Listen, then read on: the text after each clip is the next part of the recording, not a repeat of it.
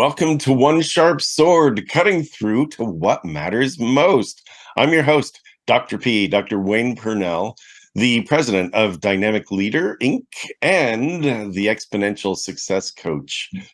With me today, we're going to take a peek into what it takes to do a great big bounce in your life and prove yourself to yourself.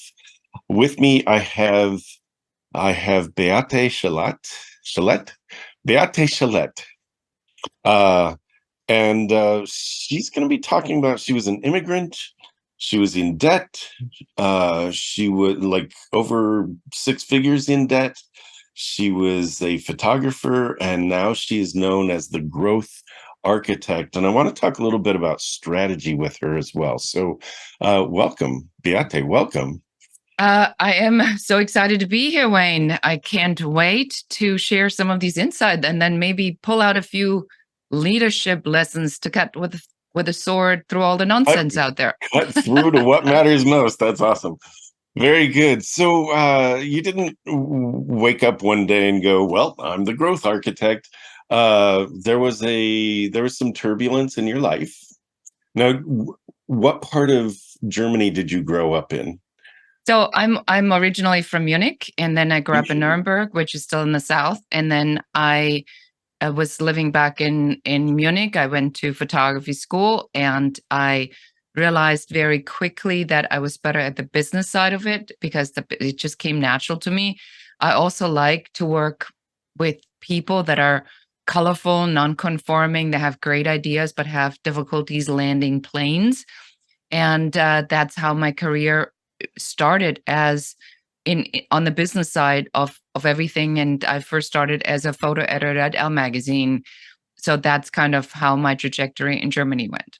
Amazing. So it's interesting that you leaned into your superpower, being able to define it. It's like, I'm better with the business side and working with the colorful people. I think it's really important because a lot of us are creators, and we're out there going, this is our thought, this is what I want to bring, this is all that stuff.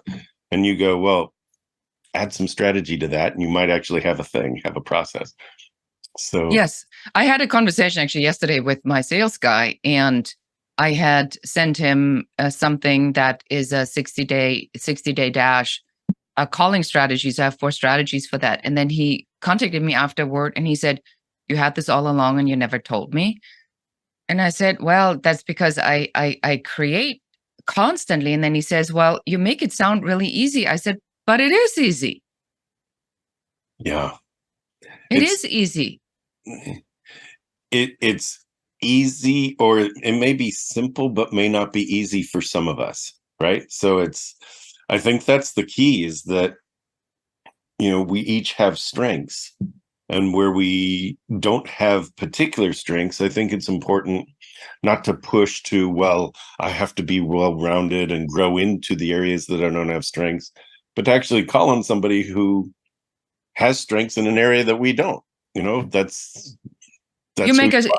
I'm gonna stop here because I think you're making a super important point, and maybe this is really a great time to point this out. So one of the things that I learned is that we have to look at how we are brought up. And we are brought up in an environment where we are being taught existing information. We are being told to remember existing information, regurgitate existing information. And if we do that well, we get an A. And so that's our entire educational and academic career, is all about what exists, what can, so the better you are at that, the better you do at school. So we basically create an entire generation of people that we want to force to live at status quo. But that's not how the world works. That's not how business works. That's certainly not how leadership works. So suddenly then we are in this environment and somebody says, so Wayne, Beate, tell me, what's your superpower? And you go, learn existing information, remember existing information, regurgitate existing information. And people say, oh, we already have all of that. We don't need that. Well, what else can you do? And then you go, nobody's even ever asked me that. Mm-hmm. And so I think that this this piece that you just touched on is, especially when we think about leadership or cutting through the noise, one of the most important things is I call it an unapologetic value proposition, where when somebody says, well, Wayne, let's face it, you're really good at this, but your pivot tables, they really suck. I mean, I saw your Excel spreadsheet. That pivot table is like a first grade pivot table. And then what you should do is put your head back and laugh out loud and say, that is the funniest thing I've ever heard. John on my team does that. He's a whiz in pivot table. I don't waste my time doing something that I'm not good at, but I'm really good at finding Johns. And I'm at finding people that know how to do that, because I'm a leader and I build teams. That's my superpower. But I think we are so used to this idea, especially on the manager level, that where people feel that their job is like the teacher in the parent-teacher conference to say, Wayne is really good in English and his essays are amazing. He just needs to be a little bit better in sports, and yeah, he needs to work on math and his Spanish. Ooh, his Spanish is just awful. Instead of saying, you know what, you got a great kid that knows how to tell amazing stories. I see leadership capabilities because this guy, on the schoolyard, he's surrounded by 20 other people. They're laughing, they're feeling good. This man has leadership capability. Lean into that. So they tell you to lean into the wrong thing. And so I think it's really important that we point this out early in this conversation, that a lot of this anxiety, depression, or this lack of performance or engagement in organizations comes because we're focusing on the wrong thing when we are finding people, or when we're working with people or leading people. I love all of that. I did a blog recently about asking an elephant to climb a tree, asking a bird to swim underwater. Like, they are each of them have strengths, right? It's like, it's the leader's job to say, oh, do your thing, do the thing that you're good at. And where there's an interest and you think you have aptitude, let's check that out. I'm willing to invest in you to check it out. Right. So that's fabulous. I love all of that, Beate. How'd you get from München to here, Munich, from Munich to you're in Los Angeles now. How did you get from there to here? And I mean, you were pushing against in order to recreate yourself, right? There was something going on for you. Yeah. So the initial thing was, my father was the CEO of a dairy company in Germany, and the board had come together and asked there's a German word called the Vertrauensfrage, and it means it was a question of confidence, like a vote of confidence in the CEO. And the board had wanted to teach my father a lesson because he was cocky and he was confident, and he knew who he was. And then suddenly they had the majority on the vote against him, and so he was fired on the spot. And when I looked at my father, I saw a lot of myself and my traits. I'm 23. I'm running the photo department at Elle magazine. People will do anything for me to get, in with Elle magazine, to have their photos published. But I had this delusion that maybe it was because I was so amazing and I was the holder of power, and I could, not like the kingmaker, that certainly was not my role as a photo editor. It was more the art director who did that. But I certainly had a powerful position where I even had the opportunity to get people that needed to be at a certain level to be at least exposed. And when I saw that, Wayne, I was like, I don't want to be that. I want to be liked and known for who I am, not the position that I hold.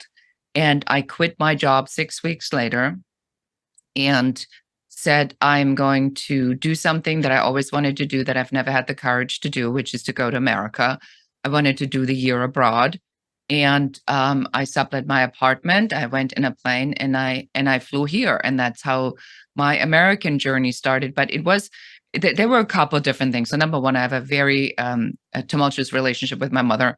Very, very difficult. That once she's not on this planet anymore, I will talk about this in greater detail. She's still alive, so I keep these stories to myself. But it's everything that you expect from a strong woman that went on the other side of the world. So all of that and then some. And my self-awareness, which I didn't know was self-awareness at the time, to recognize I was going down a path that would turn me into a person that I did not ultimately want to be, and find myself and invent who I was and figure out who I was. And then number three, I didn't like fashion all that much. So what you hear about what goes on in the fashion world, and the bulimia and anorexia and the judging and the women that are just absolutely horrific to each other, all true. Yikes. All right. So I've been taking some notes. One of them is just the awareness around positional power. And a lot of people would feed their egos with that. This is me. I have control. People want to be around me, right? I'm mighty. All of that. And for you to have the insight, the self-awareness of, I'm going down a path to become a person I don't want to be. And I think that is huge, because a lot of the work that we do is about saying, well, what path do you want? Mm-hmm. And really then who do you need to become to have that path? And rather than letting the path shape you as you go down it, it's like, well, I'm choosing to become this person to actually own this path of me, this path of who I want to be in the world. So that's actually a lot of work. And you created your own identity. I mean, you came here, you didn't know a whole lot of people here. Nobody. So you came here, you knew nobody here. No, I knew one person. Let me rephrase. Yeah. I knew one person in Key West. Yes. And that's and you came as a young parent at that time, is that right? No, I was 23. I flew to Miami, and from Miami I went down to the Keys. I had the sister of my editor. So one of my favorite editors was Corina, and she had a sister who had been living in Key West for years and had and had two kids. And so she got me a position as an au pair. So here I am. I'm a high earning photo editor at Elle magazine. Next thing, I live on a houseboat without water and electricity. Wow. And a bathroom. And I am taking care of a 6-year-old conch, Key Westerner.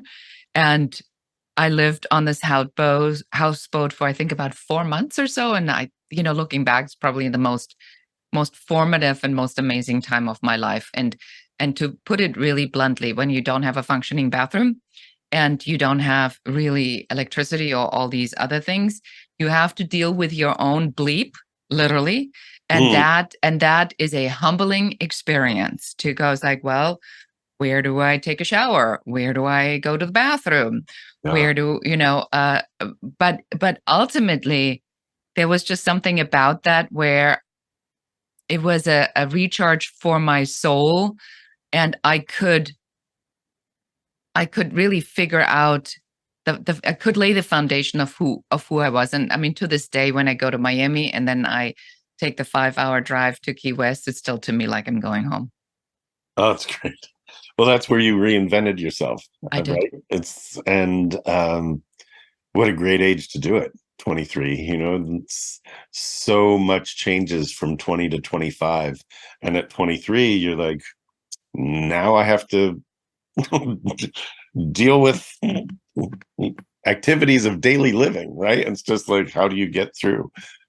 So what happened after that? I mean, something happened that turned you into the growth architect? Like, how did you didn't accidentally stumble into that?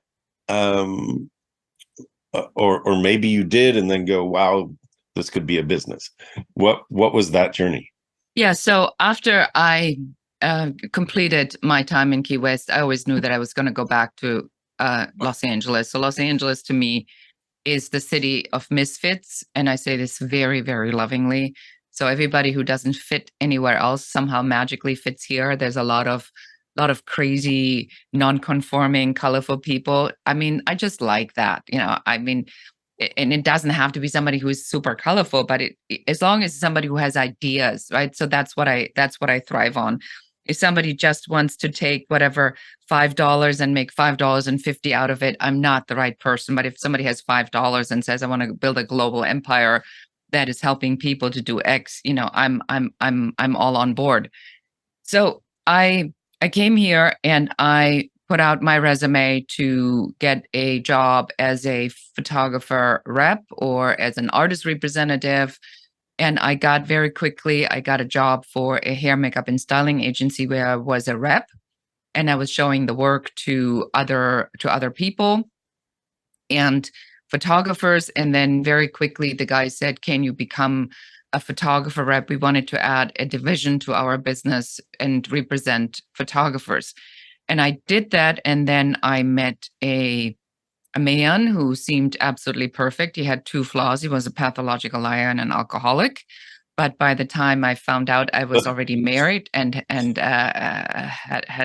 a baby.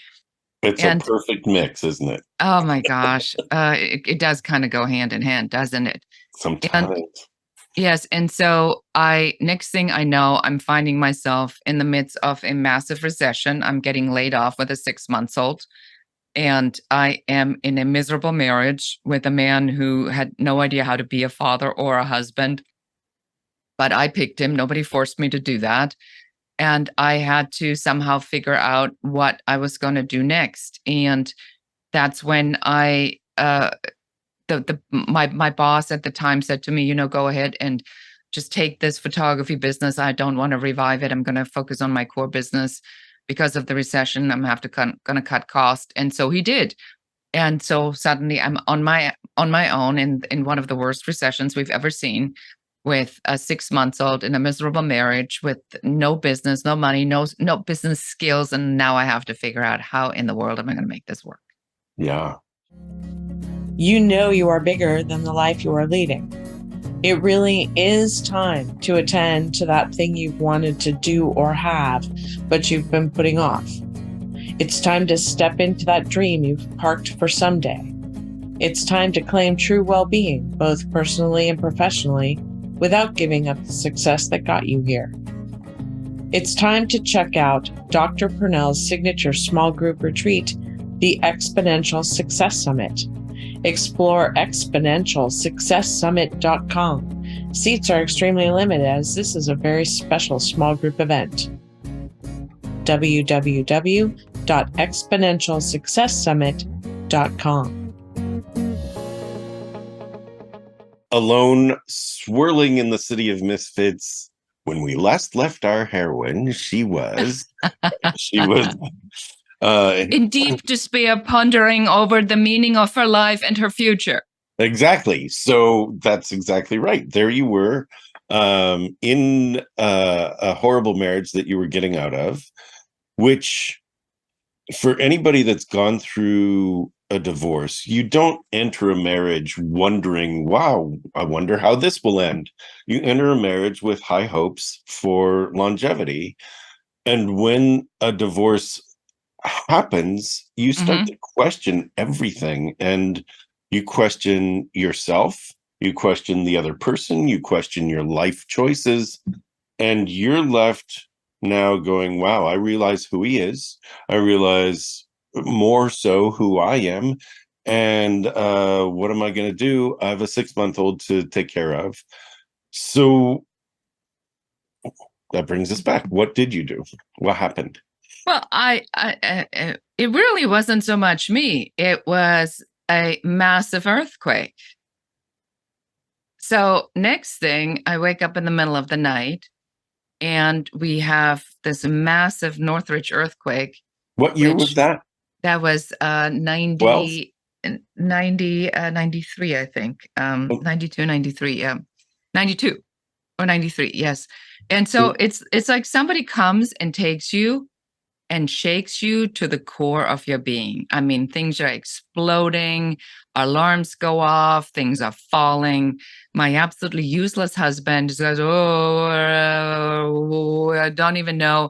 And I'm like, get under the table, get the baby, grab the phone, everybody in the living room. So I'm my typical drill sergeant.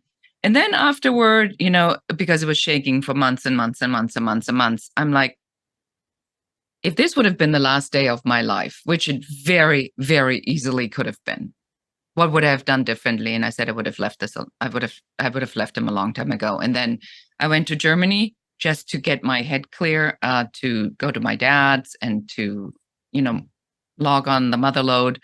And then afterward, I came back and I said, okay, that's it. I'm divorcing, and now, in the aftermath of this massive natural disaster where, you know, nobody went on a plane to fly to Los Angeles to take any photos. I mean, because the city was in shambles. But I had to figure out how to make it work. And that's when my 13-year journey to overnight success began. Amazing.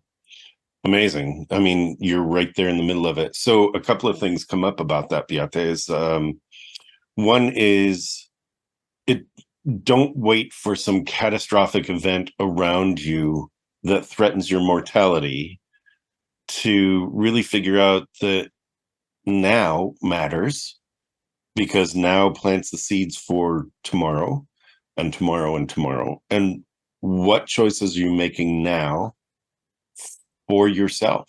And a lot of times you face mortality and you go, wow, is this the life I want? Well, yeah, so don't wait. That's one. And then two, look at you, you know, you took your strengths in the midst of a catastrophe and you said, I'm the one here. And you were the one taking photos because no one's flying in, right? So you leverage that. So bring us from the earthquake to growth architect. Yeah. And then what happens, then the journey kind of begins, and it's a journey of just brutal hard work and survival. And I had to figure out how I was with my then deadbeat husband, who said, well, if you want a divorce, that means you want to do all of this by yourself. I can help you with that. So go ahead and do this all by yourself without family. I mean, it was rough. It was really, that's probably the hardest time of my life. And over 10 years, I was making it ahead, and then I fell back and stuff happened, and I was in debt. And then one day I wake up and I go, something's going on in my business, and I fired my employee, and I find out that I fired her too late. She got too close to my key vendor. They set up their business which was my business without me. Next thing, my invoices are being paid to them. I sue them. I'm in a 1-year lawsuit, you know, go $130,000 in debt just to fight the lawsuit, when I think the lawsuit's about to settle, and I get a little bit more cash because by the time I'm a big producer in Los Angeles, I'm producing for Levi Strauss, Mercedes-Benz. You know, I had run $1 million business in anybody's book. I'm in the top 4% of entrepreneurs. And I'm like, yeah, I got it figured out. But just as I'm like needing this money to fight some more, it's September 11th comes and wipes me out in one day. Like literally in one day, everything was over. So all my production business, all my clients, I had $500,000 in production value on the book, and it just got canceled in 24 hours. So here I am. I'm in this lawsuit. It's September, 12th. And all my clients have canceled, and I recognize I'm in really, really deep trouble. And then we kept the fight going, my 5-foot firecracker attorney and I, against farmers insurance, which we didn't even know at the time that we were fighting one of the largest insurance companies in the world, because if I would have known that's what we did, that they're with farmers, and that this was about avoiding a verdict from a photographer betraying a rep, we would have probably played the game a little bit different, because they didn't want case law, obviously for photographers cheating, which they do all the time. And Next thing I know, so now the thing is settled and I start from zero. And now I have this idea. The built the stock photography syndication for architecture and interior. And I'm running up a spiral staircase, Wayne, in four-inch stilettos as fast as I can. And I'm going back in debt. And now I'm at $135,000 in debt. And I think this is it. It's over. I fly to Germany. I go, I have a great idea. I don't know how I'm going to do it. Let me drum up some business. Now my father has a stroke. My father didn't have a stroke. My father had pancreatic cancer. Mm. So now my father passes 6 weeks later. So here I am. I'm in debt, $135,000. My best friend, my biggest fan, the man who thought that no idea of mine was a bad idea, has died. I'm at the grave, picturesque in Nether Bavaria with a Baroque church behind me, overlooking the entire valley. And I get a phone call from my office and they said, we've just been served a notice. Now I'm losing the house. Now I didn't own the house, but I had an agreement with the previous landlord that I was going to run a home office, but he failed to put that as an addendum in the agreement. So when the property was sold as he was getting out, the new landlord wanted to get me out. And so I was served a notice. I'm losing the house. At that moment, when I fell to my knee and I raised my fist and I yelled at God and I said, if you have an idea, this would be a very, very good time to fill me in, because I just couldn't believe it. I could not believe, Wayne, that at all of this, right? Like 10 years of this, of just hardship and being lied to and cheated. And I'm standing there and I'm going like, what in the world is going on here? It just does not make any sense. I got back. I surrendered, looking for a bankruptcy attorney. At least I'm not drowning in a puddle. Okay, I'm drowning, flames, ocean. Here's what's great, Beate, is that the world is exploding around you, and something inside of you says, at least I still have me, right? That it's like the world is going to, in a handbasket, and you know what? At least I still have me. And somewhere, even though you may not have used these words to yourself, it's, I believe in my ability to figure it out. And that is, one of the lessons that I really want our audience to get, is that no matter what's going on, you as an individual are not your circumstance. You are you, with strength, with resilience, with courage. And, Beate, you relied back on yourself and said, okay, I believe in my ability to figure it out. Well, and here is the turn of the story, because now that I come back, and I think that there is a part in our lives, to add to what you just said, there's a part where you say, have I done whatever I could do to get to where I said I was going to go? And I checked all of it. I put it all out there. I burned the ships. I destroyed the bridges. There was no other way. There was only one way, and that was to my goal, which is to be a successful business owner, to support my family of two, to be as good as a mother I can be, and to make an impact with the work that I do and help other people. I get a letter from the White House. The White House, from the President of the United States. And it says the president sends his best wishes. No, let's make no mistake here. The President of the United States never saw this letter, right? This was written by some sort of intern in the mailroom. But what it did do, it put me in touch with the Small Business Administration, and not with some underling. And I say this very respectfully, but with a second in command, because they also got a letter from the White House. And so the deputy chief director of the Los Angeles County Small Business Administration, a government institution helping businesses to find funding and grow their businesses. So I'm sitting there with the second in command of all of Los Angeles County, one of the largest SBA businesses. And he says to me, I'm going to put in what you put in. For the first time in years, I had a glimmer of hope, where I was like, maybe it's going to take a good turn. He helped me to restructure my business plan. Now, I had been prepared. I had written my business plan from 9 o'clock until midnight when my daughter was in bed every single night. I had, spent Saturdays and Sundays, mapping out all the financials. I had a friend at the time who helped me to put all the numbers together on all the projections and what this was going to look like. They helped me find a bank. That took my $135,000. Restructured that in a 10-year fixed loan. Thank God for banks that work with the SBA. And then that freed up my line of credit. That brought me to break even. 3 months later, Wayne, 3 months after the worst moment of my life, I'm at break even. This is how close it was. 18 months later, I'm the world leader in my category. Now a Bill Gates company comes and says, Beate, tell us how you did it. And I said, I will not do such thing. You want it? Like any self-respecting woman, you buy it.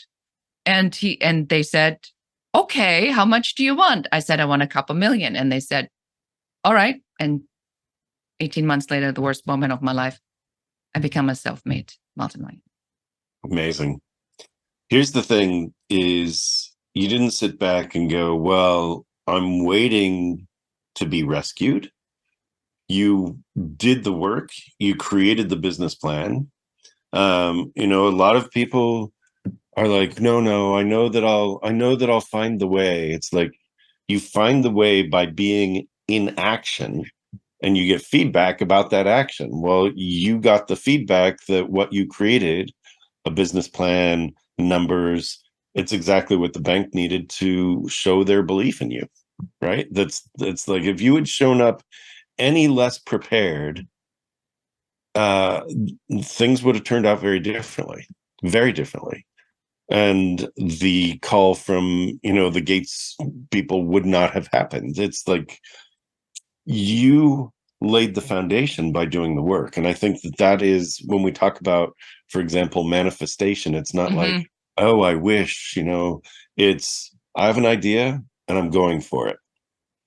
And by doing the work and keeping everything else that's a distraction out, you are actually manifesting the thing. So, so it's great. So talk a little bit about what it is you do now, because I find the idea of putting strategy to ideas is really tough for a lot of people, because it requires a perspective. It's a long-term perspective versus the difference between strategy and tactics. It's like tactics. How many nails do you need to put into a certain board?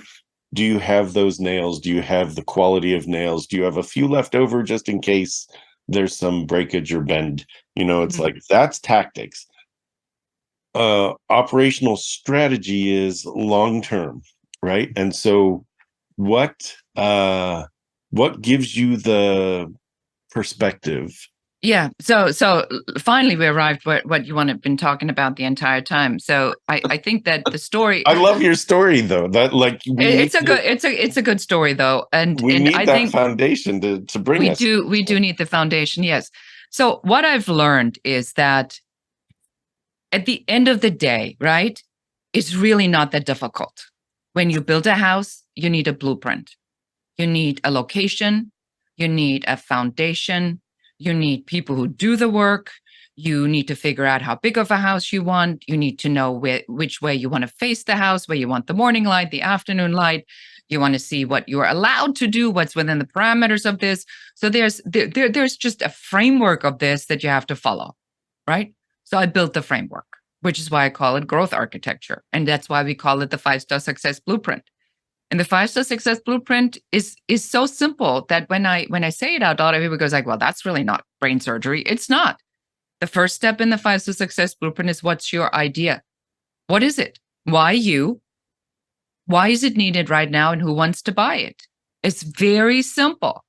The second thing is, what's our offer? Once we know who we service, then what do we have to give this person to solve the problem that we just figured out that they're doing? Then and only then are you going to the third one, which is to build the system, because then you need what systems you need to present the offer to the people that have the problem that you just identified. Then and only then are you going to find the team, because then you need a team to operate the systems you've identified that manage the offer that helps the people solve their problem. And then finally, we come to you as the leader and we say, who do you need to be to manage those people that run these systems, that manage that offer to the very people that you solve the problem for. And if we keep just such a simple byline to our business, our operations, our teams, and we have that constantly in front of us, that's when we can cut all the fat, the distractions, the shiny, bright objects, the squirrels, and we just focus on one thing. That's growth architecture. It's shortcuts. Love it. I love everything about that. One of the things that you said, now I'm going to recap this so that our audience really gets this. Because it doesn't matter if you're building a business or whether you're planning a vacation or whether you're planning your life. These simple steps, and they are simple, they may not be easy for everybody, or certain steps may not be easy. Recognize that simplicity also means you get to work at it. You don't have to, you get to work at it. Here's one of the things that you said. The idea, like, you talked about the house, and yes, we need a foundation and all this stuff. You also said, where do you want to see the sunset? And I think that one of the things that people miss when they start planning is, what's the outcome? Like, what do I want to feel? What do I want to see? What do I want to experience? And then we look at, let's build that foundation that's going to allow me that. That's the key to living. That's the key to your life. What do I want to feel or experience? What foundation do I need? And from there, you look at the resources, which includes people, it includes materials, it includes time, it includes costs. And then you go, cool. So if with all that managing and me managing all of this, who do I need to be? And I love that. So I'm going to go through the steps. What's your idea? Why you? Why is that idea important? And by the way, I've done this work and it takes work. That piece, why is that idea important? Takes a lot of work. And who wants to buy it? Now you're identifying your target market, which also takes work. What's the offer? What systems do we need? Who's going to do it? What team members do you need? By the way, that changes the bigger you get. And who do you need to be the right leader? Beate, I love all of that. That is gold. That's awesome. Thank you. Well, I mean, this is like one of my pet peeves, if I'm really honest, is that I look at a lot of this internet marketing and a lot of the way ethical persuasion works, and people running around and saying, if you have my thing, this one thing, it's the domino that makes it all work together. And then if you buy one more thing, one more high ticket thing, one more whatever, everything falls into place. And I look at this and I'm like, I'm going to call BS on that. Because the reality of it is that this isn't about on whether or not you are attracted to that. And then you go, well, let me see how that works. There's an example I use is when you look at nature, the tree doesn't in spring say, you know what, let's just start with about 100 leaves. And I'm just going to put out 100 leaves. Then I'll wait a little bit, see how that feels, see how people react to my 100 leaves. And if I get a good feedback, then I'm going to maybe grow another 100. And then I'm going to do a careful rollout over the next couple of weeks, where then I'm going to do maybe 1,000 at a time. So within 3 months, we should be finished with this project of putting the leaves on the tree. I mean, this is so ridiculous that everybody goes, well, that's really stupid. So, but people do that. People go, especially in tougher times, they say, let me wait and see. For what? Right. And so then somebody comes and has an ethical persuasion offer that is all fear-based, all FOMO, fear of missing out. And then you're inclined to do that because you feel like the urge to do something. And I want you to, if you're listening, I want you to just literally just stop that. I want you to look at, what do I want? Where do I want to be? You need 3 things in life. You need a strategy where you want to go. You need systems, workflows, processes that get you there. And then you need to have authority to actually be the person that can make these decisions. And if you have these 3, that's a good recipe for success. But you also have to, the best kept secret's not going to work. Your imposter and confidence issues, that's not going to help you anything in life. You're going to have to say, but this is what I want in my life, and this is where I want to go. We can give you the framework. You do this, I do this. It's just then a question of who do you want to work with that can help you to identify what you need. But that's typically what happens when people come to me. They have tried all kinds of different things. I've worked with Amazon, I've worked with Reckitt. I've helped people like that to to bring people on the same page, following pretty much the same outline. Is what are you even trying to achieve? What is this supposed to do? I worked with Amazon on a project that included one of their groups, and they needed to come up with their 3-year plan to figure out where they would take it. And they had so many things that had been discussed that it was all over the place. And we just helped them with a partner together to organize all of this so that they had a 3-year plan on what this particular thing could even do. And sometimes you just have to go through the exercise of saying, how much is even out there? You get a facilitator. I do a lot of facilitation coming in, help me see what I cannot see and help me understand what the core message of this is. And that is in growth architect. That's my superpower. So when somebody says something I cannot help, I immediately get images in my head. I'm going to give you a couple of examples so you see what that looks like. So I was talking to somebody who was on my podcast, and he has a program now where he has developed an entrepreneurial MBA. And I have this visual, and I said, well, it's like I see you coming from the outside and basically going into a person and lighting a candle, like lighting the light to illuminate who this person is from the inside out. He says, nobody has ever said it so concisely. That's exactly what I'm trying to do. And he's like a transplant, like a liver transplant survivor. He has a very rare disease that almost killed him. So he literally came back from the dead. And then I spoke to somebody the other day, and he had this podcast idea, and I'm like, this is not quite right. I added one word to what he did, and you should see it, and then suddenly his whole behavior changed, and it's, and he's like, oh my goodness, how did you come up with that? I said, well, but it's so obvious to me that that's what you need to be doing. And that's just my gift, is that I can literally physically see the pieces. That's my intuition, my gift, whatever you want to call it. And I help people to pull it together so that they have a passion that is connected. Simon Sinek calls it the why, but that they have their passion that's deeply, deeply connected to what it is that they do.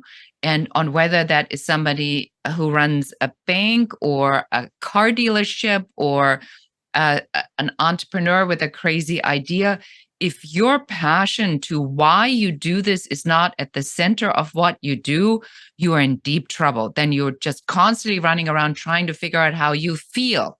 But if you feel passionate about what you do, then everything else is just a strategy that then helps you develop the tactics that helps you implement on how you achieve your goal.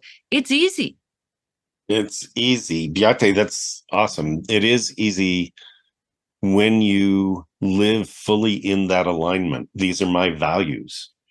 Do these values, how do they get expressed? And that's where you need the strategy. That's where you need the systems. And that's where you need to step into your own authority. This is really good.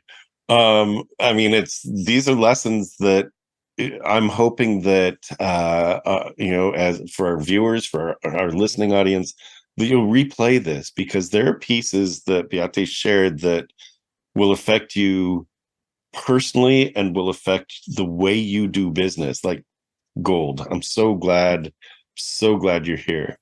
What did I not ask you? Like, what is there a parting, anything that you want to share, and where can people find you? Yeah, so before I go into that, I just want to encourage your audience, wherever you pick up this podcast, please do go there and subscribe to the podcast and give Wayne a 5-star review and leave a comment. Even if it's a green heart that just says you listened to this entire episode, but the algorithm looks for engagement, and Wayne is on a mission. He does this as a passion project. You don't get paid to do podcasts. He wants to share this message, so help him do that and share this episode, please, with one other person who needs to hear what we were talking about today. With That was being beautiful. Thank you. That was awesome. so you don't have to say it. Thank you so much. Beate Chelette endorses this message. So the thing that I think that is important to point out is like, why did I not give up? What was it about failure that I was able to overcome? Because in everybody's book, people would have given up for much lesser things than I did, and I just didn't.